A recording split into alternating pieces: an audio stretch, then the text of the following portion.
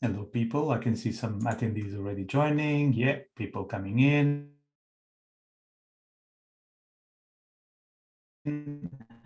Join. Whilst people are joining, I'll just load the presentation.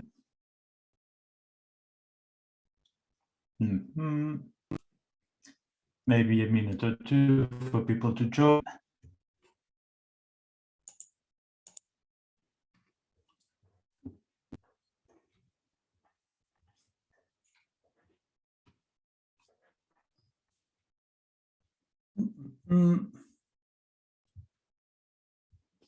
Hopefully you can see the presentation. Yeah, people still joining. A minute or two more before we start.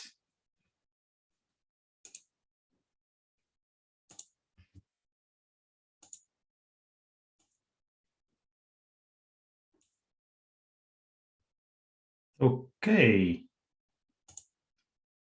Let's start our event for tonight. So welcome everyone. Welcome to the Startup Fest, a series of events brought to you by CityVentures.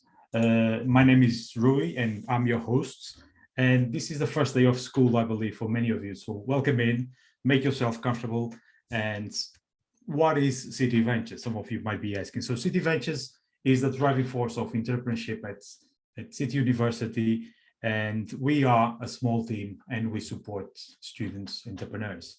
Throughout this webinar, we hope that you use the Q&A button or the chat button to ask us questions as we go along. This session will be recorded.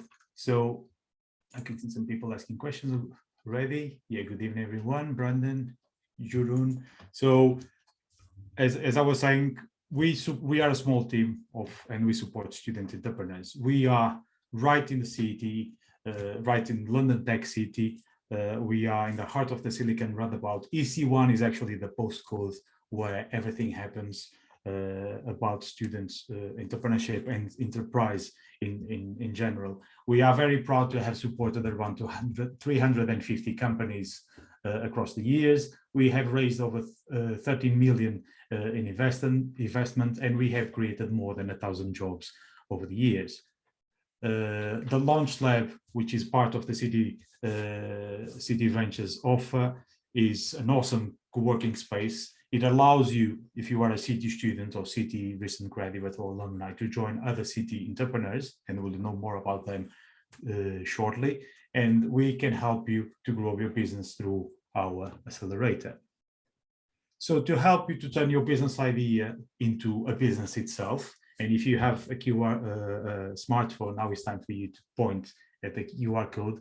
We have put together 3 ebooks that you can download for free from our website. So if you have time now, just with your smartphone, point at the QR code, and that will take you nicely to the page where you can download these 3 ebooks. Alongside with that, we also think that now is always the best time to start your own business, and we have created a Udemy course. It's online and it's free, that you can do it in your own time. So if you are interested in doing this course on student entrepreneurship and how to build your side hustle, again, point to the QR code and this will take you to the page where you can sign up and join the online course. Again, this is entirely free, this is online, and you can do it at any point. If you, on the other hand, fancy having a chat with myself or someone else from the team about your business idea or about an idea that you might have, and if you want to build your own business, we offer on a weekly basis one-to-one appointments with students. Typically, these appointments will be of half an hour, where you sit down either with me over Zoom or in person sometimes, where we can just go through your business idea and help you shape it so you can take it to the next level. Again, we are looking for very early stage ideas. We welcome people from different schools across City University. So if you are a student at City or even a recent graduate and you think you have a business idea, book an appointment to come and see with us so we can help you to take this to the next level. You can find, of course, more about CityVentures on cityventures.co.uk. You can also email us at cityventures@city.ac.uk. We are on Instagram, we are on LinkedIn. So if you find us, follow us, drop us a like, subscribe to us, and join us helping you becoming a student entrepreneur. So this week, as I was saying, we have put together a series of events, part of Startup Fest. So on Wednesday, we'll have from 6 o'clock to 7, an amazing keynote being delivered by Chris Barton, the founder of Shazam.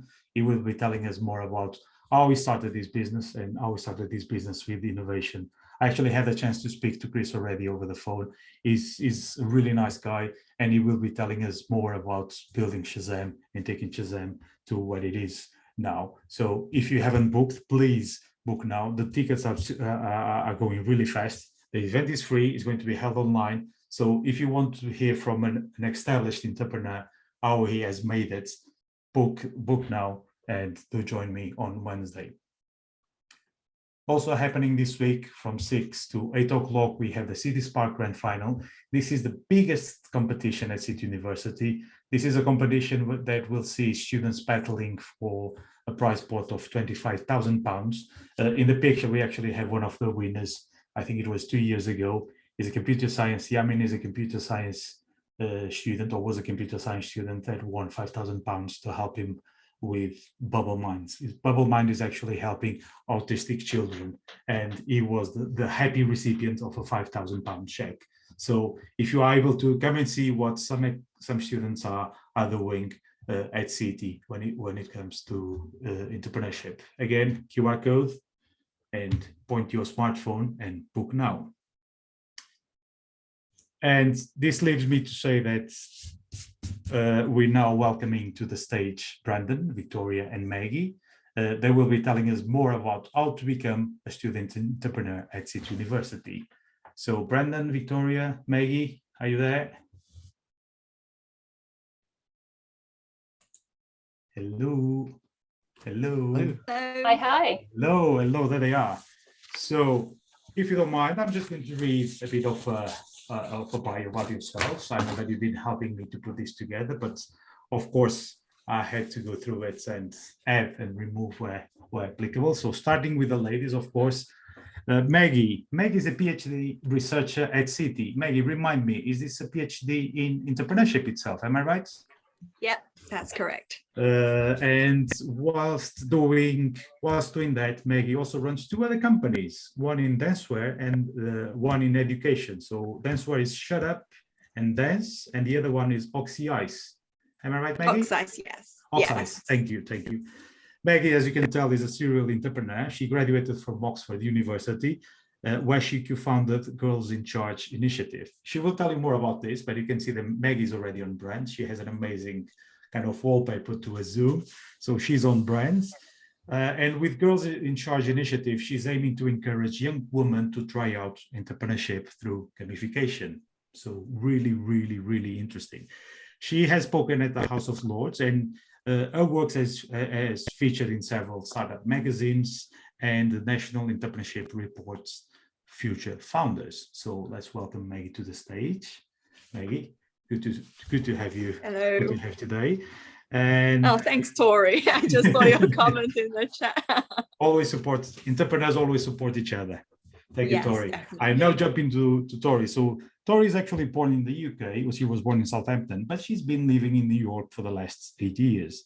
So after 15 years of a professional career in media, most recently as the managing director of commerce at the New York Times, she has decided to take the leap into entrepreneurship. So I'm very curious to hear Tori's stories that after 15 years, you know what, I'm going to be my own boss.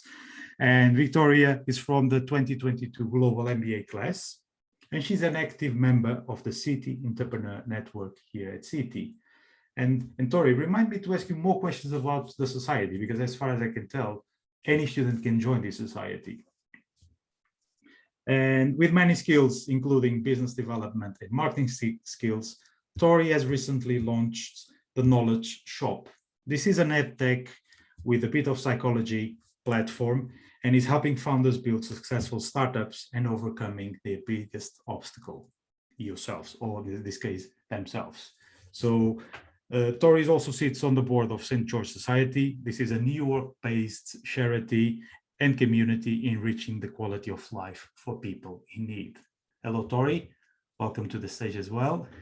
Thanks, Rui. Superstar. Thank you, Brandon. Always supporting each other. And that leaves me, last but not least, Brandon, 21 years old, one of the biggest in our history, joining a global MBA at the business school here at City. Brandon started his first company when he was 13, building the first Minecraft studio. Wow. He exited the company in 2017, but it's worth saying that he grew this company to 37 staff and he created a multi-million pounds company. Brandon, geez, at the age of 13, I want to know more about this. Is now building the first social streaming service, Nile, which is a cross between YouTube and Netflix for teens and young adults looking for premium curated content. He also sits on the board of Birmingham Rap Theatre, and he loves empowering young people with his work, i.e. entrepreneurship. So round of applause for everyone. Thank you for joining me today.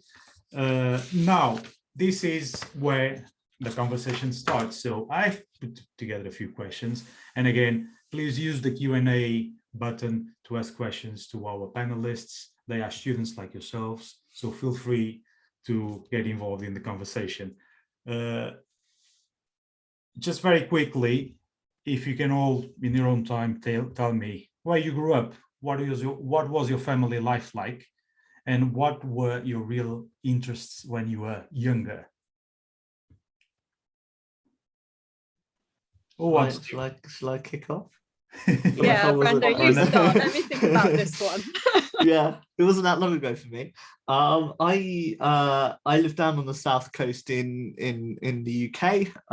My mum's a hairdresser.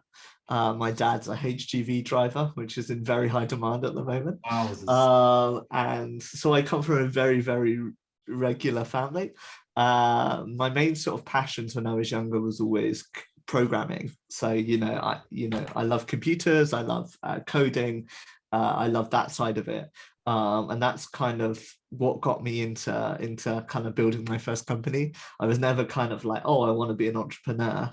It was always more of a I can make money doing something that I enjoy, and then I can help more people make money, and that sort of thing. And then I think as I got later into my teens, I kind of realized that I love running companies, and I love running teams and things like that. And so I sort of did that. But yeah, I would say, I've come from a very regular family. I've never really had financial trouble, so to speak.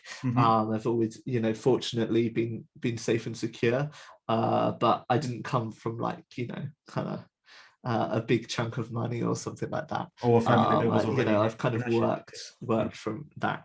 But yeah, rather interestingly, I ran and worked for myself since that age. So, maybe in contrast to Tori, at least, I haven't kind of had that experience of being in organizations big and small. Okay. Tori, Maggie, who wants to go next?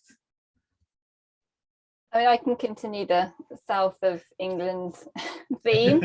Like you mentioned, I'm from Southampton originally, but I've been in New York for the last 8 years. I mean, very similarly, my background was very normal. Like, unfortunately, I didn't grow up with like £1 million bank account or anything, and so I worked. I think my first job was picking up clays that hadn't been shot at a clay pigeon shoot, and then I worked in a shoe shop and just worked for my entire school career. Didn't know what I wanted to do, but just loved learning, and so I just tried to keep as many options open as possible. And yeah, everybody is still very much at home, and I'm the only one that left. So it's nice now that the pandemic is easing that I can come back and visit people again. But yeah, definitely just a very normal person. Okay, so in contrast to that, potentially I had a very normal but Asian upbringing. So I was born in China, went through the schooling system in China until I was about 9. Then, speaking no English, growing up in a city, my parents decided to throw me into a Yorkshire village in Britain and said, off you go to school, right? And the entire school was 100 kids. And, you know, a Yorkshire village, it is probably the whitest place you will find.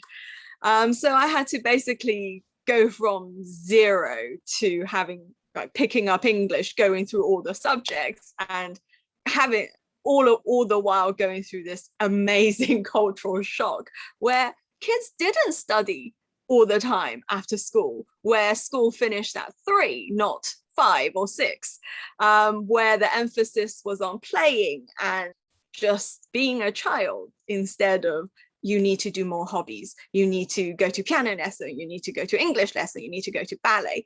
So it was very interesting in terms of the kind of different aspects of education that I got to go through. And yeah, then from Yorkshire, we moved to Cheshire, which is where I'm based at the moment.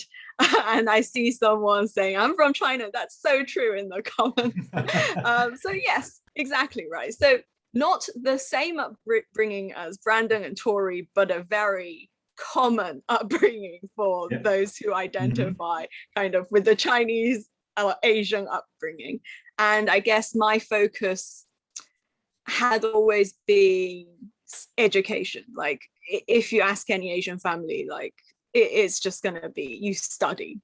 You don't do hobbies, you just study. Or you do Asian hobbies, which is get to grade 8 in piano. You don't need to enjoy it, you just need to get there. And that is kind of my life up to 18. I think from hearing your stories here and now, I would say that you guys are entrepreneurs just with this.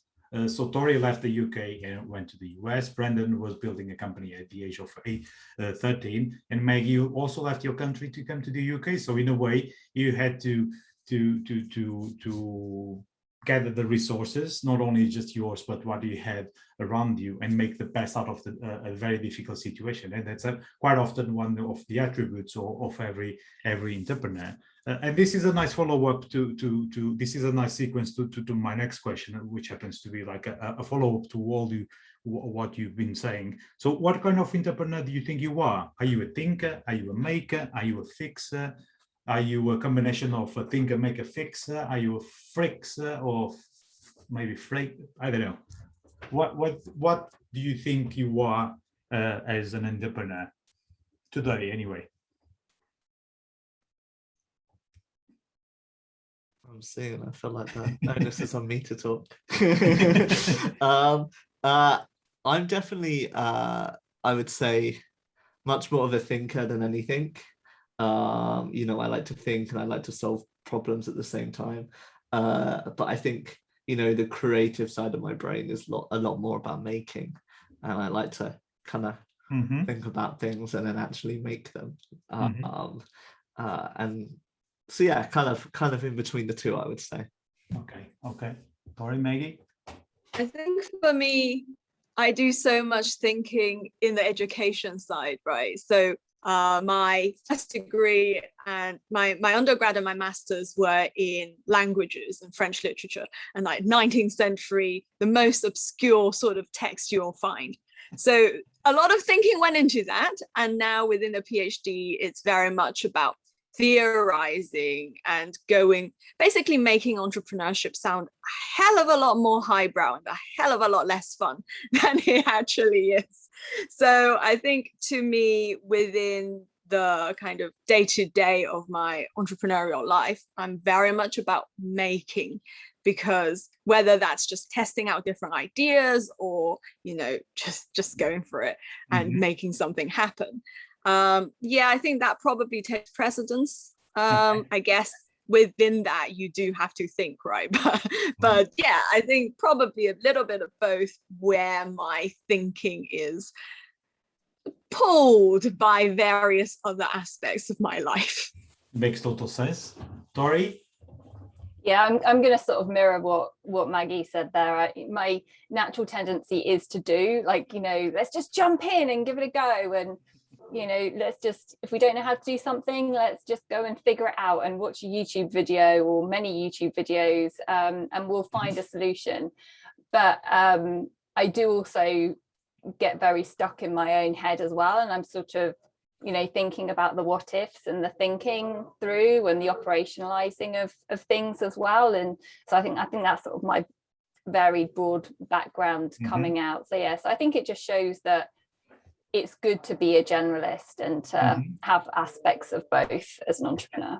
So so the lady strategic makers, always thinking maybe ahead, and Brandon, a thinker and a maker, alternating between the two. Okay, here's an interesting mix of people. I'm glad to hear. So to the questions that bring us today about being a student entrepreneur. So what makes, in your opinion, entrepreneurship so special? And tell us how maybe my question leads you to become an entrepreneur, or led you to become a student entrepreneur. Shall I go first again? I think for me, the beauty of entrepreneurship in some ways is that there's no barriers to doing what you kind of believe in. I'm similar to Tori. We're doing global MBAs at the moment, although I'm a year behind her. But I think you learn a lot in business school around how you can structure and think about your own companies and how you can innovate and how you can do things like that. And in some ways, you kind of have a blank canvas when you start as an entrepreneur. And I think that's the beauty of it. That's also a big scary side of it. And I don't want to say it's easy, and and it's being an entrepreneur is, probably 10 times, if not more, challenging than just going and getting a regular job. But I think, the rewards usually, for me at least, and I feel like it's deeply personal, outweigh the costs. Okay.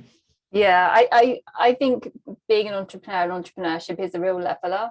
Like if you're building a business, like everybody is starting with a blank piece of paper. It doesn't matter what your background is, it doesn't matter what your industry is, your interests, you all have this blank piece of paper, and it's up to you to fill it up. So I think that for me is one of the really interesting components of it. I also like the fact that the sky's the limit, and you can do anything. If you can dream, if you can imagine it, like entrepreneurship could be for you, and you just need to have that vision to create something. So there aren't any limitations in the same way that they can be in other walks of life. So given that I started my first company almost by accident, I'm going to say what I know now and then kind of go back to that. I think for me, entrepreneurship over this entire journey has been an incredible experience to just learn skills that you would never otherwise learn.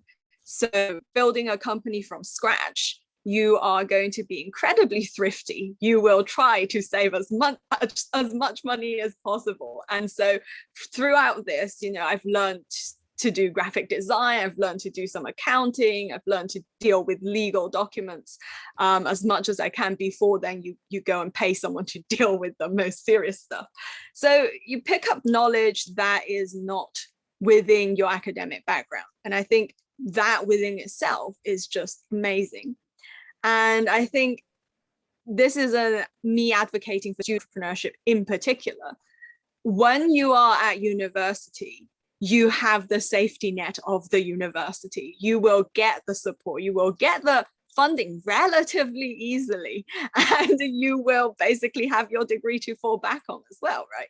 So Brandon there mentioned, it's not the same as getting a regular job. Well, if you start it at uni, then by the time you finish, you have the choice to either get a job or to keep going with your business. And along the way, if you start early enough, you'll get to build up your network at uni. So by the time I started my first company in the first year of my undergrad, by the time I finished or was about to finish, I had 3 job offers coming without me even saying I'm about to finish. But obviously I was like, does this start at 9? Because I don't do 9 a.m.s. It turned out all the jobs. But anyway, the point is that if you start as an entrepreneur, you will build up the network and the opportunities just come to you. So it might take out a few psychometric tests that you have to do by the end of your degree. You don't have to write a full CV. Like it just really does bring you different opportunities and help you build so many skills that you wouldn't otherwise build at uni. Mm-hmm. Yeah, I think to add to Maggie as well, I'm also not a 9 a.m.er, so that was a big selling point for me. I usually start work at around midday, but I completely agree. By kind of learning by doing, there was a lot of things that went right in my first company that probably shouldn't have. And looking back, there's a lot of things that I did wrong that you don't really realize at the time. And something I'm learning now as we're raising money and doing that is just the value in having failed multiple times before, and succeeded as well. But usually, the conversations I have with investors and other founders and things like that, most of the time are failures. They're like, what went wrong? What was the situation? Sort of a caveat that you had to figure out. And I think a lot of that, yeah, I completely agree. Right now, when you're in university, you have a safety net, and that means that you can kind of think big, and you can, kind of push boundaries and think about what you want to do, and still have that safety net. And if it fails, never ever let that kind of be a bad thing, because my co-founder, I'm sure she won't mind me saying, is in her late 40s, and she's ran a couple of startups before, and they failed. One of them failed spectacularly with a lot of money invested, but that is seen as a really good thing. And so, it's never ever seen, I think, rather uniquely in entrepreneurship, as a bad thing when your company doesn't work out. Well, they say, Brandon, thank you, everyone. And they say that the best lessons are normally the ones that come from hard chapters, not from easy chapters. So very, very good points being raised there. And again, a nice follow-up to what we've been discussing here. So because you entered entrepreneurship while studying, or at least young enough to be studying and doing primarily studies, what made you take the leap? So a lot of the people, and I speak, this is a general statement, that a lot of us might just sit down, search for the answer, and then find the answer, crack on with the next thing that we were doing. But what made you take the leap and say, listen, this is a problem, I'm sure I can solve it, let me take the plunge, no one else is solving it, or maybe there's other people solving it, but I'm going to do it better. So what made you take this leap into entrepreneurship?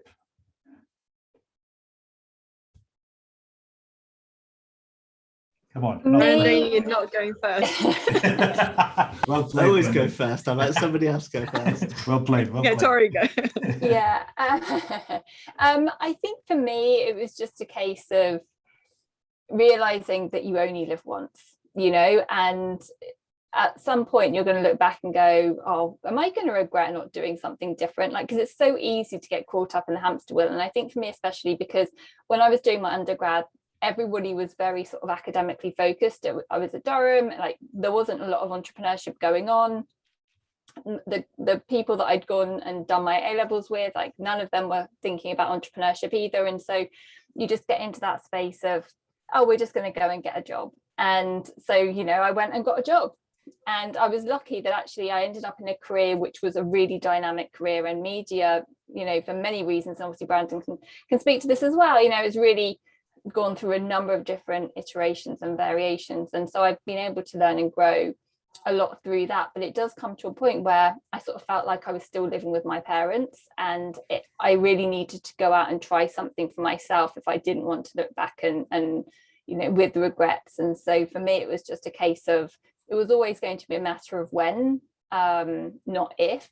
And I just got to the point, maybe the pandemic was the final forcing mechanism, but I was definitely heading in that direction anyway. And so I was like, right, sod it, you only live once, let's just go and see what happens. I have like the ultimate respect for you, Tori, and it's similar to my co-founder as well, because it is a very different question to ask if you should be starting a company when you're much younger, like, you know, Maggie and I, and probably lots of the people watching here who are doing their undergrads or just doing their postgrads, and we, you know, don't have mortgage payments to have or kids to look after. And so I think that whole "you only live once" mentality is really, really valuable. And it's also worth noting, sometimes if you don't start now when you are young and you don't have those kind of, I guess, limitations, shall we call them, you know, when you have kids, or when you have, you know, a house, or, you know, other things get in the way, you can sometimes kind of move off that path. But I think, rather ironically, entrepreneurship is very, very good at, you know, kind of learning if you are an entrepreneur or not, because not everybody is, and you might start your own company and you might realize this really isn't for me. But I think the skills and lots of the soft skills, and I know Maggie spoke about the variety of hats you'll put on when you're sort of working. It becomes so valuable to other things. So, you know, like lots of the staff we hire have started their own things in the past, or have done that. And we recently hired a couple of interns, and the thing that stood out for one of them was the fact that they had, you know, kind of set up their own online painting business. And so that's, I think, kind of in some ways what's doing that.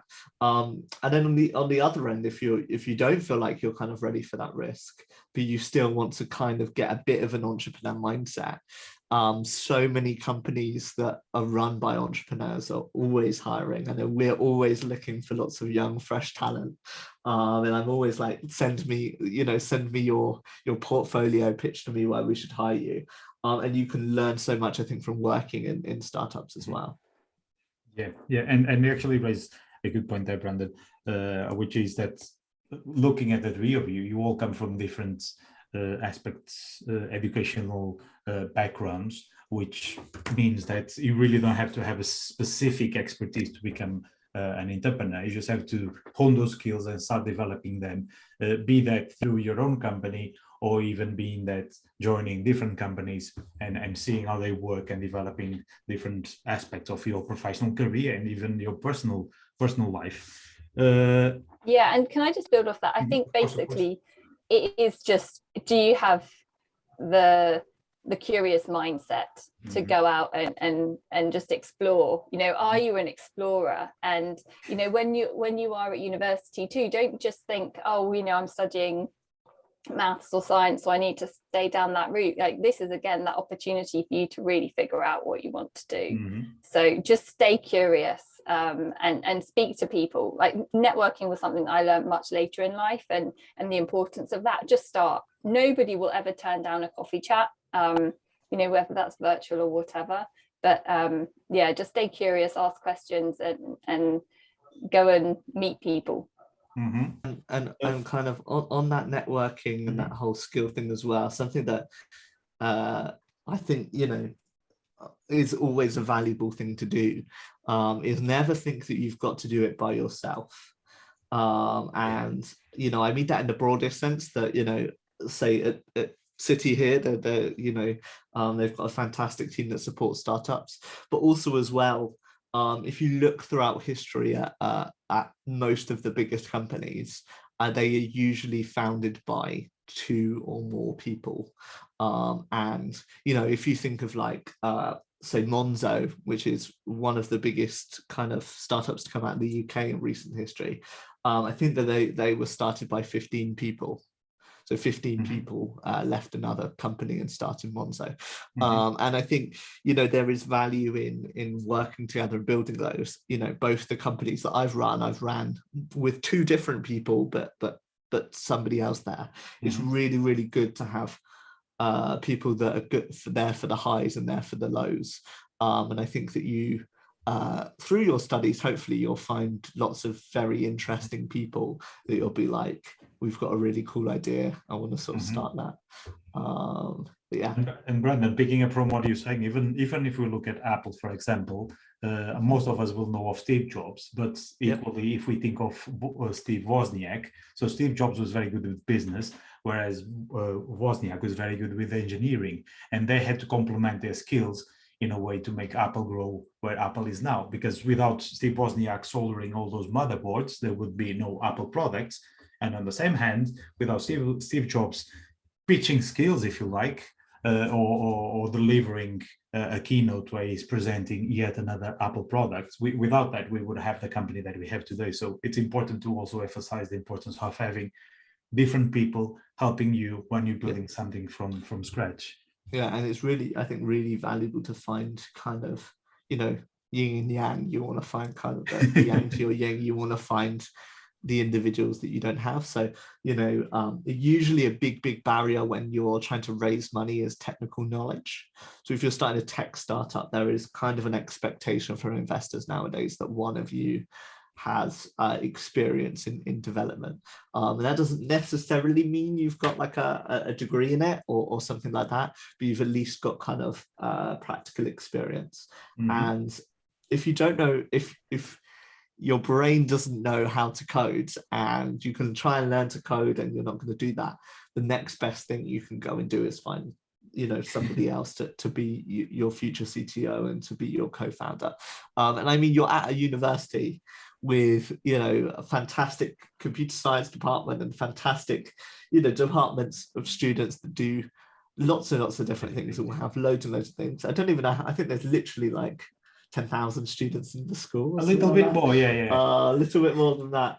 And so you find that, and, you know, on a different level, I think in my global MBA class, you know, we have such a variety of people that you're like, you know, that some have started, you know, companies or started thinking about companies together. And I think that's kind of where you find them. And, you know, it's a hell of a lot better to do stuff when you're not alone and you've got somebody else to kind of fall back and complain and cry to, that's in it with you. Just to jumping on that, sorry, just one point, word of caution, because I know you're getting really passionate about finding a co-founder and a team, which is great when you get the people right. So with Girls in Charge, like, finally I've learned my lesson and the team's right.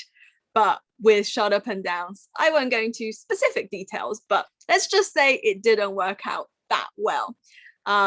Make sure when you find someone who has the expertise you're looking for, make sure that there's the personality match as well. And, you know, you understand their background and you know what's going on to an extent in their lives. Because let's just say I once got a call saying I can't come to work today because the Chinese triad hit me on the head with a beer bottle and I'm now in hospital. It like just do a little bit of a background check on what's going on before you sign over 20%, 30% or even more of your company to someone, because that can come back and bite you pretty hard. Okay, Maggie. On that note, and because we had our first question, and please, I urge the attendees to use the Q&A button or the chat button to ask us questions. We had the first one from Joseph. Nice to meet you all. Nice to meet you, Joseph, and thank you for joining us. If you have time constraints with your degree, which I'm assuming that Maggie, Tori, and Brandon, you have your own constraints with your degree, how do you prioritize your study time over your startup and vice versa? So if you can shed some light on how you think you can prioritize best your time, can you give us some examples of what you do and what works for you? Yeah, I mean, fortunately right now with how the global MBA program is structured here at the business school, Tori and I do our degree part-time, so it is significantly less of a workload for studying than it would be for you know, a full-time degree. But you know, as we've kind of hit on, I started my first company when I was in school. And I was very much in full-time education until it was over. I went to college, I did the whole shebang. And my key tip is always is time management. I personally wouldn't say to you to prioritize your startup over your studies unless you wholeheartedly believe that that is the best use of your time. I throughout school never prioritized my company, even as it grew, over my own studies. I came out with straight A's and A stars and everything like that when I was in school while still running the company. And the way I did that was just, having a handle on what you spend your time doing. I think often people spend a lot of time doing nothing and you don't really realize. And until you sort of sit there and you evaluate, what did I actually do in this last 15 minutes? I feel like the silent killer of young people today is procrastination, and that kind of that lack of motivation. And what you really, really want to do is you want to optimize yourself to be doing things at the best point in the day. So I do like my MBA studying at like 2:30 in the morning, because that's when I study best. But then I do my work, kind of in the evenings, and during the afternoon and things like that. And so for me, it's about finding that time and dedicating that time. And if you're like, you've got a really busy week and you can't spend as much time as you'd like on your startup, that's completely fine. I think it's just that time management. It's having a handle on where you do that. Like I could tell you where I'm going to be probably for the next week every 15 minutes, Okay. And that's the level of sort of understanding I have on it. Does anyone want to counter Brandon's studying times at 3:00 in the morning with maybe some? I can say that Brandon works at funny times, because I get messages from him at like 1-2 o'clock in the morning, and I'm like, wow, you go. I love it. I think for me, I'd be saying, are there ways that your studies can basically do double duty towards your startup as well?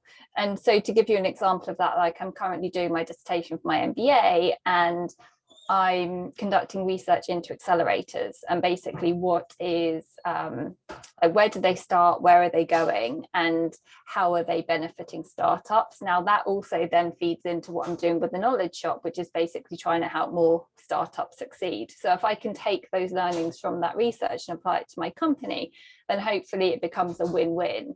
And so I'd be thinking, what parallels are there, and what parallels, even if it's not obvious, can you sort of head towards to make it easier as well, so that it's not two very different journeys. You can actually have them helping you. And then I think, it probably goes back as well to the community and the networking piece, because it's going to be a lot harder if you're trying to do everything yourself. But if you've got other people and recognizing what other people's strengths are, maybe you've got a maths module or something, you're not particularly good at maths. Well, why don't you buddy up with somebody? They can help you with that, and then you can help them with something else, so that you can make your time more efficient, to go back to what Brandon was saying.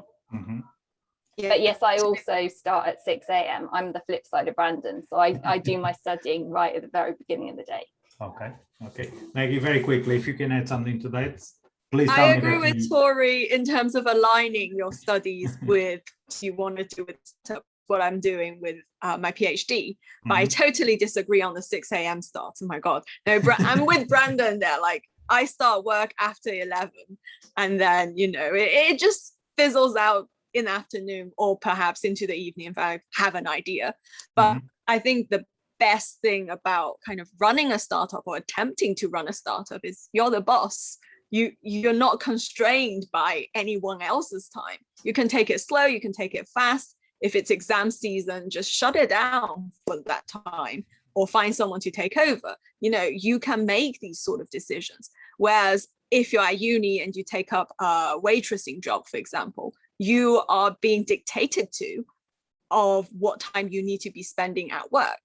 And potentially the money you're getting from that might be lower than you get from a startup. So, it's something that you can decide on. And for those who are doing a degree that won't align with their startup idea. So, for example, when I did languages, my startup idea did not align at all.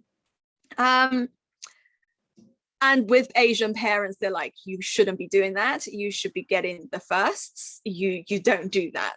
So I had to basically try and spin it to the extent that I say, look, I'm using my language skills to expand into the French market, the Spanish market, etc., etc.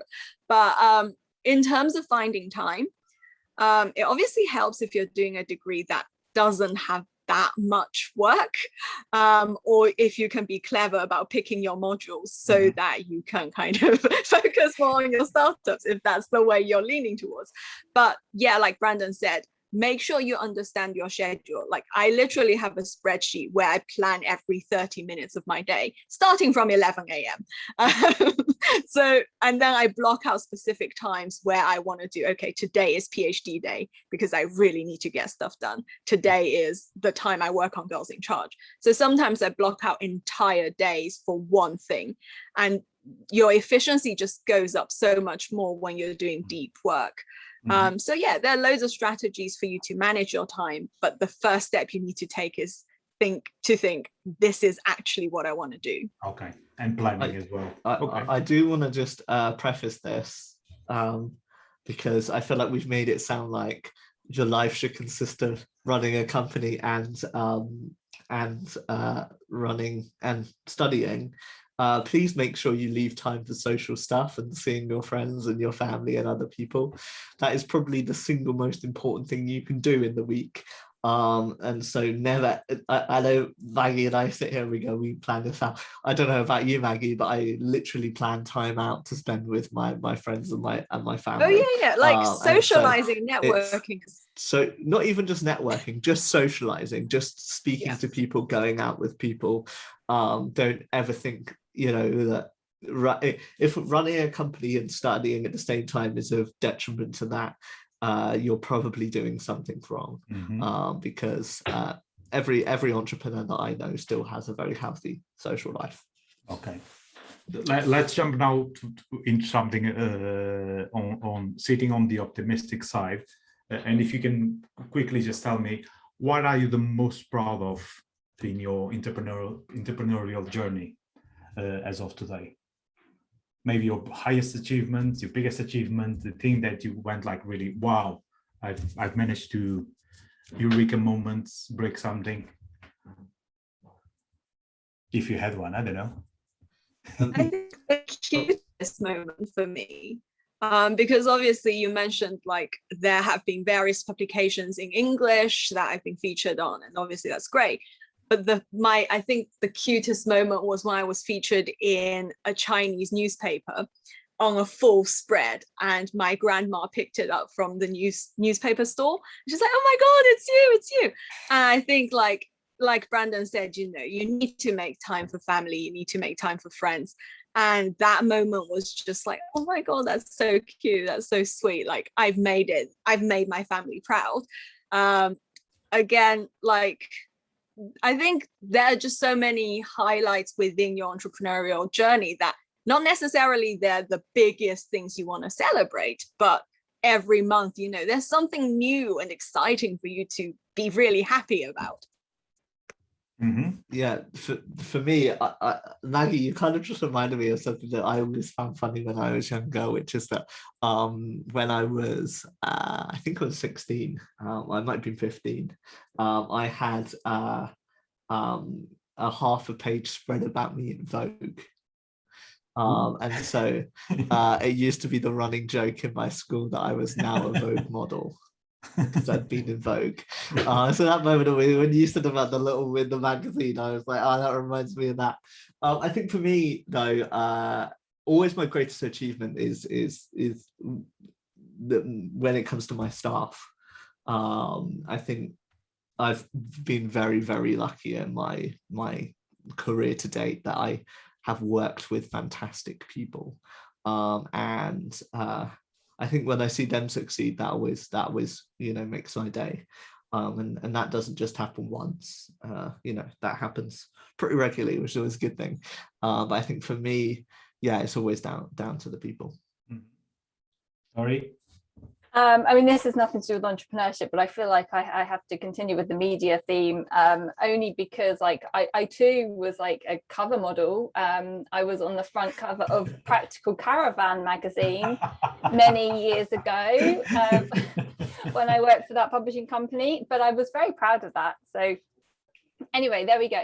I think just generally, I mean, I'm much earlier in my startup journey than Maggie and Brandon, but I think just recognizing that I'm like such an imposter syndrome person, like I have real like self-doubt and really struggle with that. And so for me, a big achievement was actually when I sort of embraced the building in public mentality. And so I don't know if you guys can see here, but like I've got this Tories podcast thing, like I'm building live and publishing every week on through a podcast, and I'm pretty open about the challenges that I go through and the highs, the lows and everything. So that for me is probably the biggest achievement so far, is just sort of feeling the fear and doing it anyway, and saying sod it, let's just keep going.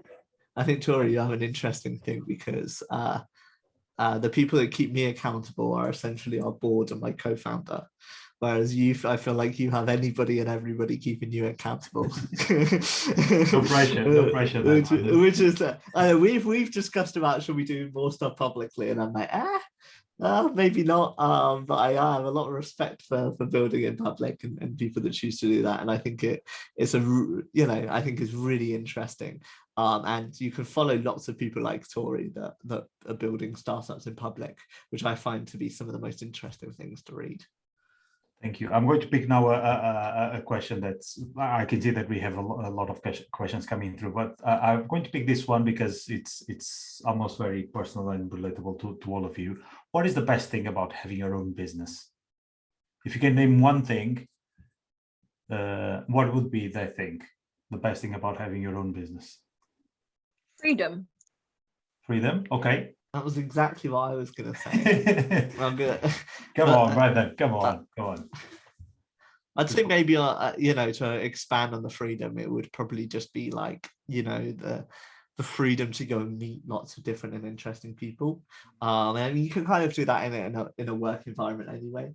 But I think it's almost really, really valuable to be able to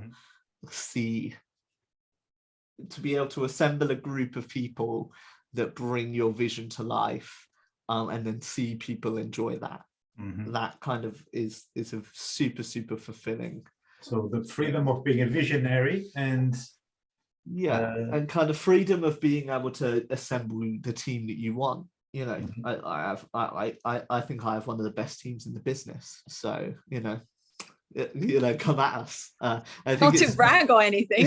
no, I think it's really interesting, this difference, because kind of anybody can have an idea, and you've kind of told everyone today what we're doing, and you could go and start the same thing, but it's always down to the people, and I think that's the most exciting thing for me. So quick follow-up from that. So what lessons have you learned? I'm looking for specific moments where you failed, or even funny anecdotes where you just went like, oh damn, I shouldn't have done that, or maybe I should have played or planned slightly better.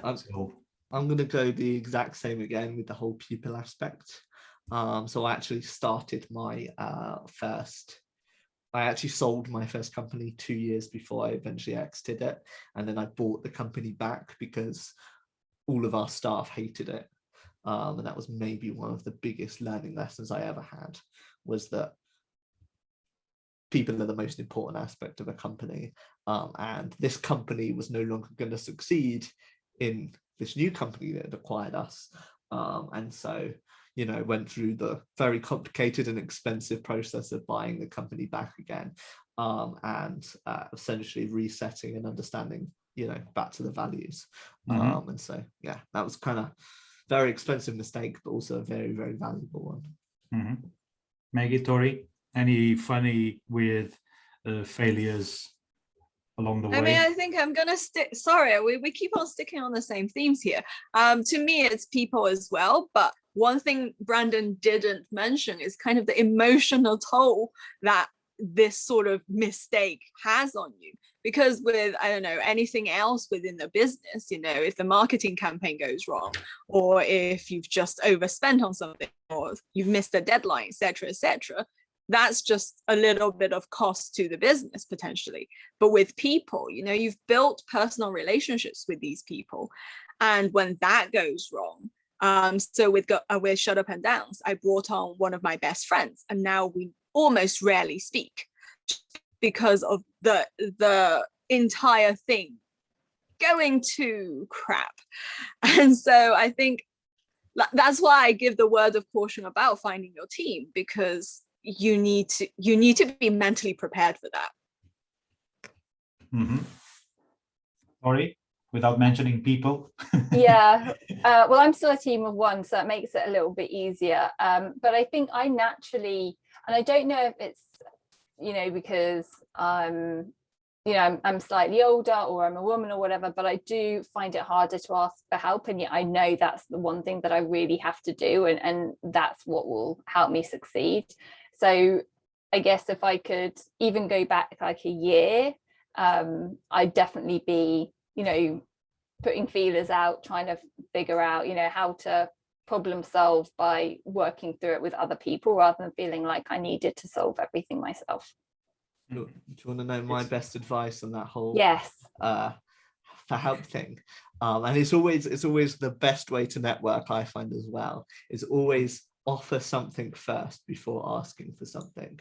So if you feel like you've given that person something, you're going to be a lot more likely to be able to ask them for something, not in return per se, but because, you know, you've kind of gone through that barrier.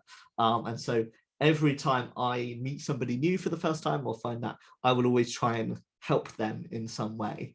And then if I need help from people in the future, I'm kind of already thinking, well, you know, I've helped them before. And I find that to be super, super invaluable. Okay. 100%. And never do an outreach on LinkedIn and connect with somebody and then go and do the sales pitch. Never do that. Mm-hmm. That's a very good. I do not even open my LinkedIn messages because people just sales. And don't you dare find my email on LinkedIn and then send me a pitch through my email, because there's a surefire way to get blacklisted very quickly.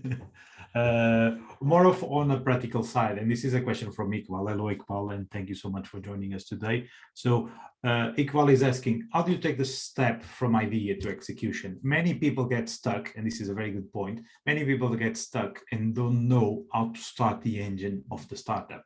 What's the secret? Or what do you think is the secret? I mean, that's sort of where I am at the moment. So maybe if I answer it based on where I am, I mean, it's really hard. And I think one of the reasons why I'm building the knowledge shop is because it's the psychological battles I think people quite often forget.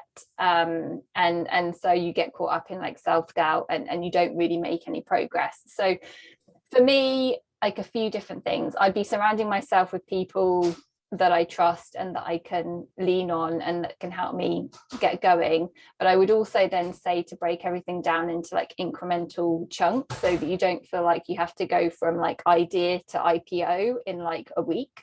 So it's like, you know, start off with your customer research. You know, do you really understand the problem that you're solving? Do you understand your audience, etc.? Then can you put up like a really quick scrappy like landing page, something that proves that there's some type of interest there, that you are actually solving it, you know, and building out the MVP. And that can mean just like either throwing a little bit of money at it, like with a few Google AdWords, or even just asking friends and family to share, and then go from there. Because I think once you've got a little bit of traction, it makes it a lot easier to keep going. But yeah, so that would be it. It's like surround yourself with community and just break things down into incremental steps. Mm-hmm. Oh, Brandon, you are muted. Go on. Just shameless self-advertising here. There are loads of resources out there, like Girls in Charge, like CityVentures. You know, you don't have to do it alone. Whether you have an idea, and I saw in the Q&As, someone said they don't have an idea. These initiatives, these programs are there to help you to develop that. So with Girls in Charge, you don't actually have to be a girl to attend any of our workshops. Most of our workshops are for free anyway, so add us on social media. But yeah, we take you through the ideation process with really silly games that you would probably have played as children, but with the theory value add. And, you know, in CityVentures, there are workshops you can go to. There's accelerator programs. So lots of different things for whatever stage you're at. So look out for those resources, because why not? It's free. Mm-hmm. That's a very good point, Maggie. And just as a follow-up to that is often what the students ask about, where do you start if you really want to start your own business? Typically, like Maggie was saying, is attend as many events related to an industry that you might like, try to meet as many people as possible, see if there are any startups in this field, see if there is anything that's kind of spark your interests and gives you a bit of inspiration at the same time, because hopefully that's what Brendan, Tori and Maggie are trying to achieve here today. If they can do it as a student, maybe you can as well. And they serve as an inspiration, not only for me, because this is my line of duty, but also for students generally speaking, because you can also do it. And by speaking to these people, asking the questions that you've been asking is a good way to find your way in to become a startup or a startup founder in your own rights. Yeah. So can I add something to that? Sorry. I kind of want to like link in a question that Samir asked as well, which is it a bad thing to be connected to the business idea or have personal experience? And I think that kind of links into how you can kind of get started, because, you know, the company I'm building at the moment is, I know Tori spoke about an MVP, which is the minimum viable product. Is incredibly hard to make an MVP for. But my belief and what gets me going is the fact that I am solving a problem that I have. So I want to use the products that I want to make. And I think with that comes a lot of, comes that inner drive of how you can figure that out.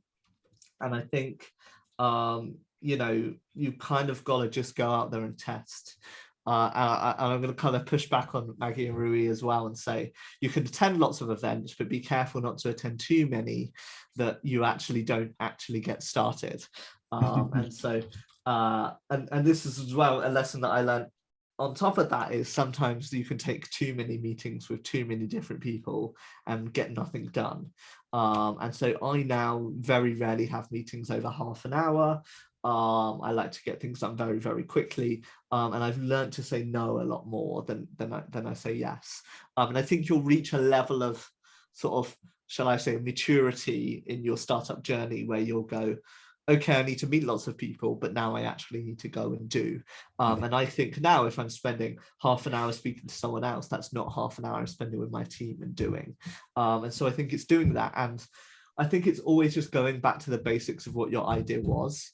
And so the story that I love is how Deliveroo, which I'm sure we all use and we all love, and kind of apps like that as well, were literally started and tested by the founders, sat there delivering, and getting phone calls from their friends to deliver food to them, and charging them for that service and making it easier. And so I think it's really just going back to those bare basics and starting.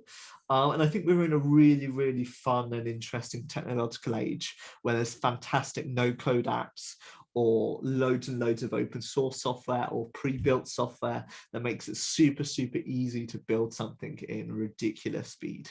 I've built stuff in an afternoon that 10 years ago would have taken a development team months, and so I think the kind of world is your oyster. Just go on and learn and have a look and see what resources are out there, and that isn't just events, that is also practical actual software you can use.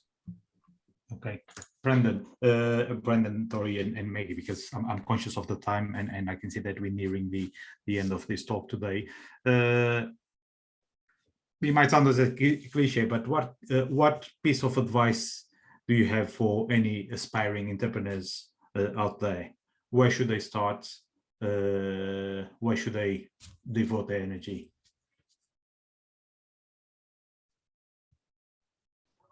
I would, okay, a couple of things. I think really think about what you care about the most. You know, what are your personal values? What's important to you? Where do you get your energy from?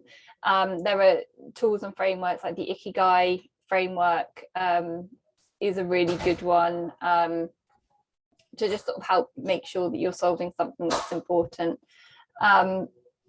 And then I would say it's almost like at the very beginning, think of it as like a funnel. You know, you can be very scattergun at the beginning if you're trying to figure out what you want to do and you don't have a network yet. Just go around. I think that's the time where you can have lots of meetings and you can really sort of immerse yourself in the industry. Like, because I had nothing to start off with, but I just threw myself in. When somebody said, hey, do you want to speak at something, I'd be like, yes. Did somebody said, do you want to moderate a panel? Well, I haven't got a clue what I'm doing, but I'm going to say yes.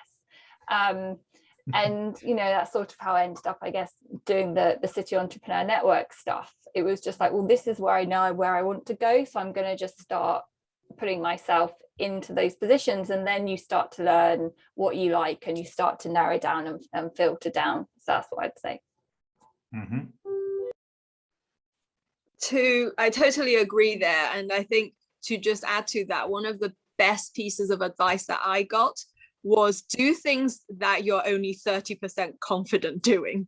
And so you're basically learning 70% on the job. Whether you fail or succeed, that's a different matter, but you are constantly learning. And so whether you fail or not, there is a value add to you. Make sure there is always value add to you, whether that's personally, professionally, or whatever.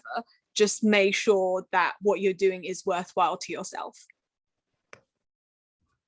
And I think, you know, I kind of want to add story quickly. I think one of the most valuable things you'll figure out and you need to do with an idea early on is be able to explain it in one sentence. So you should be able to rock up and say, tell me what you do in one sentence. And for us, that is, we are building the Netflix of the creator economy. And so that succinctly tells you what we're doing. But my other main bit of advice, and to leave it on a happy note, is to make sure you're always enjoying it, because and you're having fun doing it. Because the second you don't, maybe not the second, but you know, if you're going to go through months where you suddenly don't like, you don't enjoy what you're doing anymore, that is when you're going to want to leave. That's why I left my first startup and I was bought out, was because I no longer enjoyed what I was doing. And I think this goes back to the idea. The reason I love my company right now is I'm solving the problem that I have and I'm passionate about. But I think it's always having fun. And, you know, we've spoken about time management today. It's making sure you're spending time with your friends. It's making, you know, we've spoken about networking. Networking can be a really, really fun exercise if you do it right. And I think as well, it's just about, you know, fundamentally enjoying yourself. And I surrounded, you know, we've spoken about people. The people that I hire are people that, you know, I love to work with, and it brings me joy every day to work with them. And really, I think that fundamentally encapsulates maybe the key benefit of being an entrepreneur, is that you get to spend your life doing what you want to be doing, rather than what somebody else. So in a nutshell, what we heard today is that it's an emotional ride. It's made of ups and downs. Sometimes more ups than downs, sometimes more downs than ups. But make sure that you enjoy the ride. Make sure you're always having more ups than downs. Of course. I think the day that you're having more downs than ups is where you go. Is entrepreneurship for me, or maybe not even that wide? Is this company what I should be doing? Mm-hmm. I think if that question starts to arise, that's probably a good idea to go off and, you know, go and work in another startup or go and do another job, and come back and revisit a different idea or the same idea with fresh eyes in a few years' time. Mm-hmm. Just to wrap up the session today, and if you can tell me very quickly and share with the audience, because I'm conscious that a few people might be looking into starting their own business, and maybe that it would help them to understand what the landscape looks like. So in your opinion, if you were to do a bit of future telling and play the visionary, where do you see entrepreneurship going in maybe the next 2 to 3 years, in your opinion, of course? We have a really exciting point at the moment, which is that there is lots and lots of money flowing around, which won't last forever, but is very, very beneficial. And I think that means that there's going to be a lot more people starting companies. And we've just come out of a recession. And if you look at some of the biggest companies in the world, like Apple that was mentioned earlier, most big companies today were started just shortly after recessions or during recession periods. And so don't be put off by kind of the political sort of thing and things like that. Think forward. And I think in the next few years, you've got a really, really interesting opportunity where there's probably going to be a lot of people that would be happy to throw money at you to kind of get ideas off the ground. And with that, I think it's going to be kind of a really, really nice landscape as more and more organizations like Tories, the Knowledge Shop, or like Girls in Charge crop up and are around to support. So yeah, I think it's a great time to start a business. Thank you, Brandon. Tori, Maggie, so just to wrap up. I think I agree with Brandon. It is going to be a great time. There is more money. And I think now that we're in the kind of political landscape that we are in, diversity and inclusivity is going to shoot up. And, if you didn't think that entrepreneurship was for you, give it a go, because someone will throw money at you. So I think, just to kind of sum it up, just do it, see what happens. Because especially, I'm guessing most of the audience are still at uni. You don't have that much to lose at the moment and so much to gain.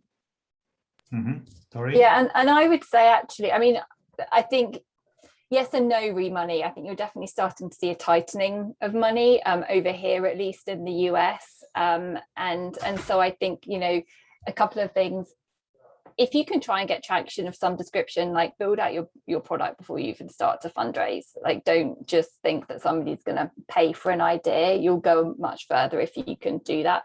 I agree entirely about diversity. I think, the entrepreneurial ecosystem was built for the early founders, those who come from like much more of a traditional background. And I think somebody's question in here earlier was about the Vibranian entrepreneur, which I think speaks to an article that Andre Spicer from Bayes wrote or co-authored. I do think that's a thing, and basically it's sort of, I guess, almost people wanting to be associated with entrepreneurship rather than necessarily wanting to be an entrepreneur. They're just sort of getting caught up in the entrepreneurial ecosystem. I do think that's a real thing.